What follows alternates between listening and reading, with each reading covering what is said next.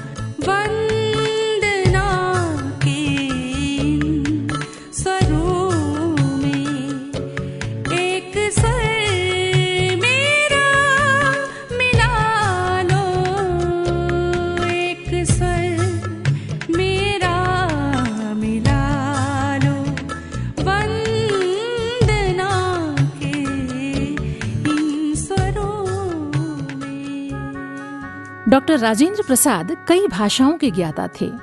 उनकी पढ़ाई उर्दू और फारसी में आरंभ हुई थी। बीए में उन्होंने हिंदी ही ली थी। इसके साथ ही अंग्रेजी और बांग्ला भाषा का उन्हें पूरा ज्ञान था। इन भाषाओं में वो धारा प्रवाह प्रभावकारी व्याख्यान दे सकते थे। उन्होंने संस्कृत ग्रंथों का अध्ययन किया था तथा गुजराती भाषा का भी व्यावहारिक ज्ञान उन्हें था। डॉक्टर राजेंद्र प्रसाद शिक्षा के दौरान ही सामाजिक कार्यों में भी संलग्न रहा करते थे। उन्होंने एक स्टूडेंट कॉन्फ्रेंस की भी स्थापना की थी और वो सन 1913 में डॉन सोसाइटी और बिहार छात्र सम्मेलन के प्रमुख सदस्यों में से एक थे। वो लोगों की सेवा के लिए सदा तत्पर रहते थे। बंगाल और बिहार में आई बाढ़ और भूकंप के दौरान उन्होंने पीड़ितों की सेवा में महत्वपूर्ण भूमिका निभाई थी। एक वकील के रूप में वो भारतीय स्वाधीनता आंदोलन से जुड़े। नील की खेती करने वाले किसानों के शोषण के खिलाफ जब गांधी जी ने चंपारण आंदोलन शुरू किया, तब वो इस आंदोलन से जुड़ गए। डॉक्टर राजेंद्र प्रसाद गांधी जी से अत्यंत प्रभावित थे। सन 1928 में उन्होंने कलकत्ता विश्वविद्यालय के सीनेटर का पद त्याग दिया था। गांधी जी ने जब विदेशी संस्थाओं के बहिष्कार की अपील की, तो उन्होंने अपने मेधावी पुत्र मृत्युंजय प्रसाद को कलकत्ता विश्वविद्यालय से हटाकर बिहार विद्यापीठ में दाखिल करवाया। राजेंद्र बाबू ने सर्चलाइट और देश जैसी पत्रिकाओं में इस विषय पर बहुत से लेख भी लिखे। सन 1917 में हुए चंपारण सत्याग्रह के साथ ही उन्होंने सन 1930 के नमक सत्याग्रह में भी भाग लिया था, जिसके कारण अंग्रेजों ने उन्हें गिरफ्तार कर लिया था। सन 1942 में भारत छोड़ो आंदोलन में भी वो शामिल हुए। उन्हें फिर गिरफ्तार किया गया और 3 साल वो जेल में रहे। सन 1945 में उन्हें जेल से रिहा किया गया और 1946 में जो अंतरिम सरकार बनी, उसमें डॉक्टर राजेंद्र प्रसाद खाद्य और कृषि मंत्री बनाए गए। सन 1946 में डॉक्टर राजेंद्र प्रसाद को संविधान सभा का अध्यक्ष मनोनीत किया गया। इसके पहले डॉक्टर सच्चिदानंद सिन्हा ये दायित्व संभाल रहे थे। भारत का संविधान लिखने वाली सभा में 299 सदस्य थे। डॉक्टर राजेंद्र प्रसाद इसकी अध्यक्षता कर रहे थे। इस तरह उन्होंने भारत की संवैधानिक परंपराओं के निर्माण में भी महत्वपूर्ण भूमिका निभाई। उनका पूरा जीवन भारत की चिंता और चिंतन में ही व्यतीत हुआ। बलिहारी तेरा बरवे बरवे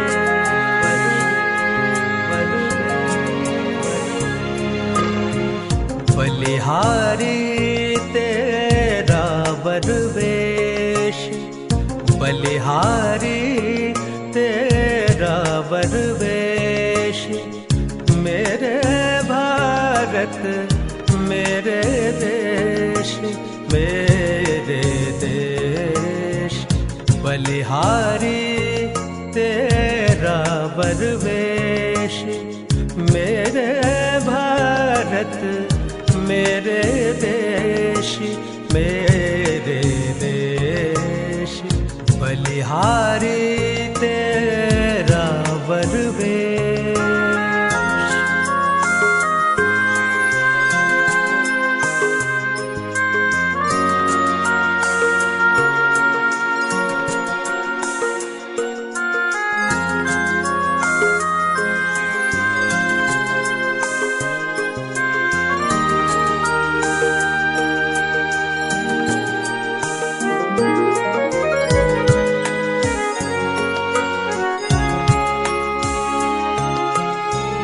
बाहर मुकुट विभूषित भाल, भीतर जटा जूट का जाल।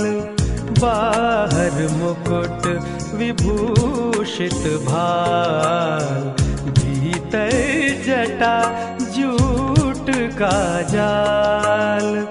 ऊपर नभ नीचे पाताल, और बीच में तू प्रणपाल।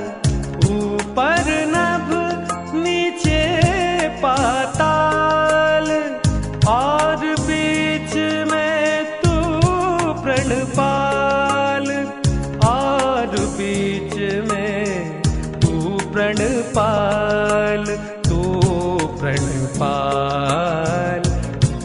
बंधन में भी मुक्ति निवेश। मेरे भारत मेरे देश, मेरे देश, बलिहारी तेरा परवेश।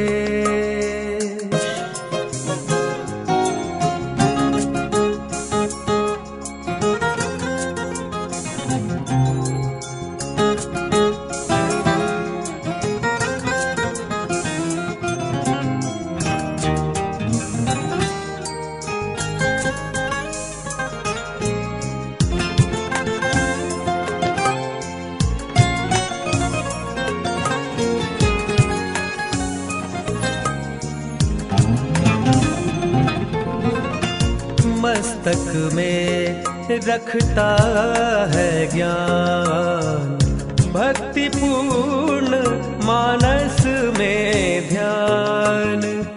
मस्तक में रखता है ज्ञान, भक्ति पूर्ण मानस में ध्यान।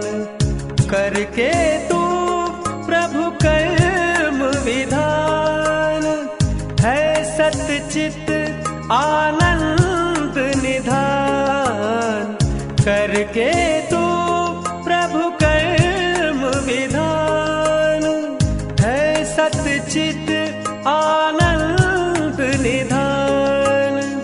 है सतचित आनंद निधान, आनंद निधान। मिटे तूने तीनों क्लेश, मेरे भारत मेरे देश, मेरे देश, बलिहारी तेरा परवेश। भारतीय संविधान के लागू होने से एक दिन पहले 25 जनवरी सन 1950 को डॉक्टर राजेंद्र प्रसाद की बहन भगवती देवी का निधन हो गया था। उनका मन अत्यंत विह्वल था, लेकिन वो भारतीय गणराज्य की स्थापना की रस्म के बाद ही बहन के अंतिम संस्कार में गए। डॉक्टर राजेंद्र प्रसाद भारत के प्रथम राष्ट्रपति बने। 12 वर्षों तक उन्होंने इस दायित्व का निर्वहन किया। भारतीय संस्कृति से उनका गहरा प्रेम था।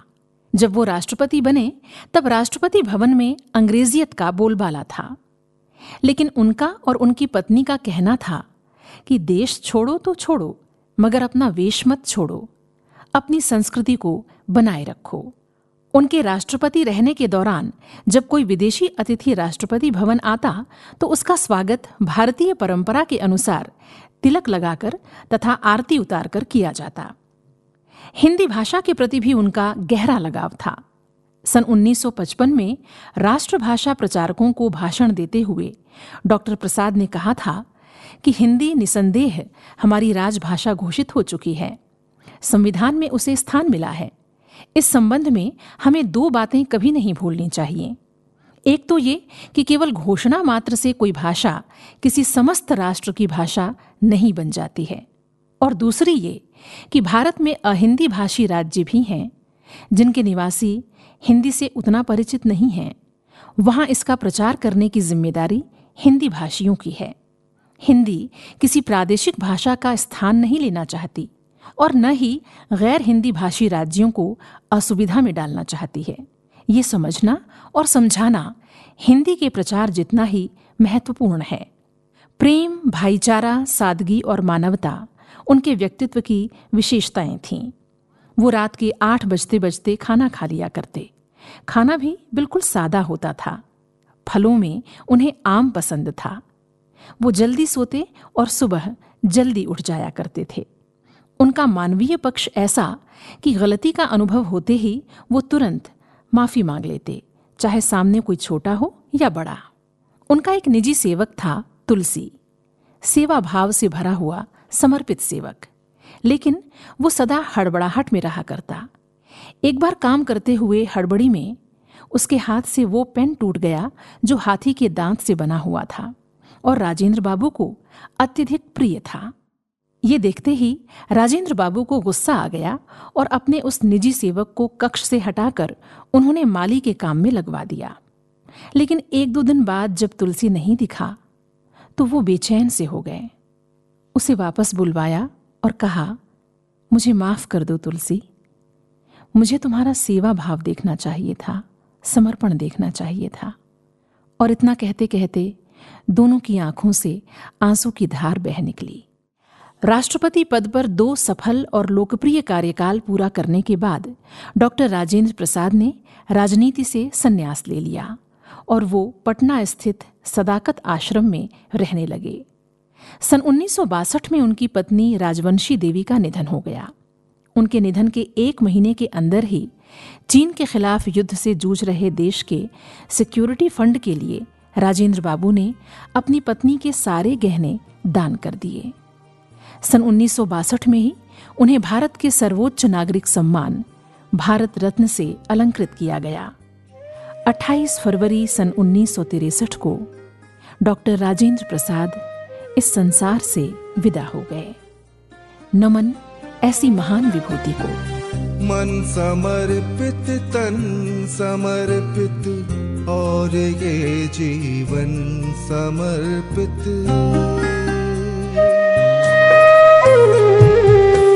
मन समर्पित तन समर्पित और ये जीवन समर्पित। मन समर्पित तन समर्पित और ये जीवन समर्पित। चाहता हूँ देश के धरते तुझे कुछ और भी दूँ।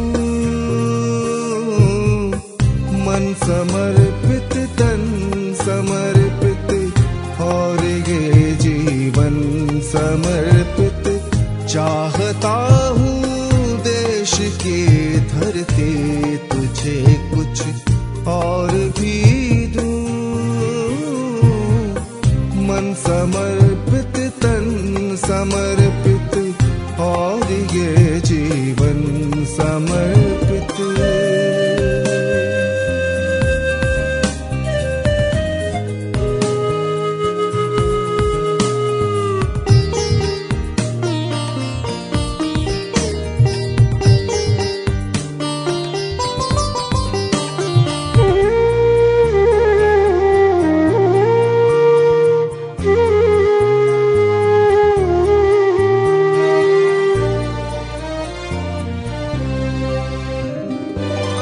माँ तुम्हारा ऋण बहुत है, मैं अकिंचन,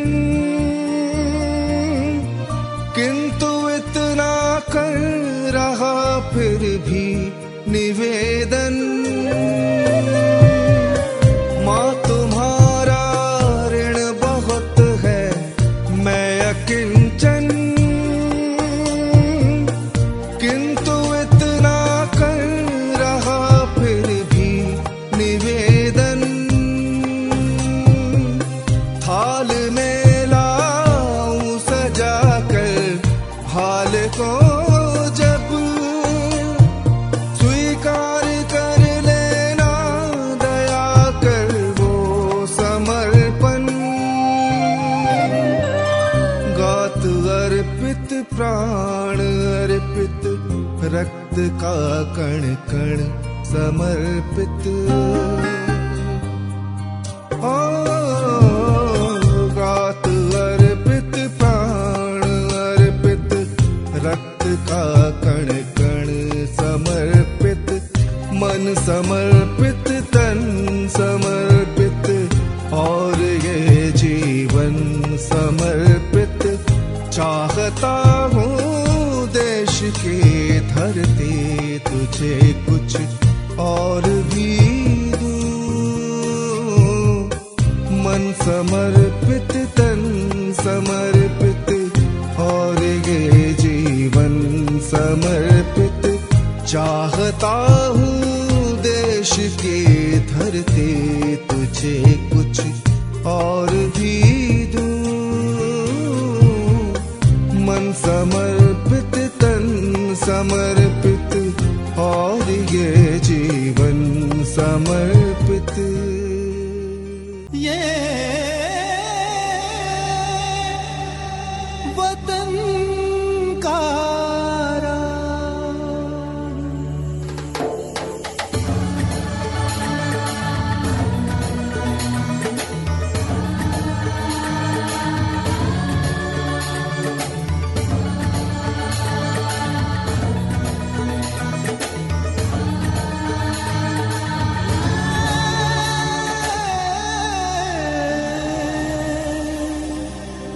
वतन का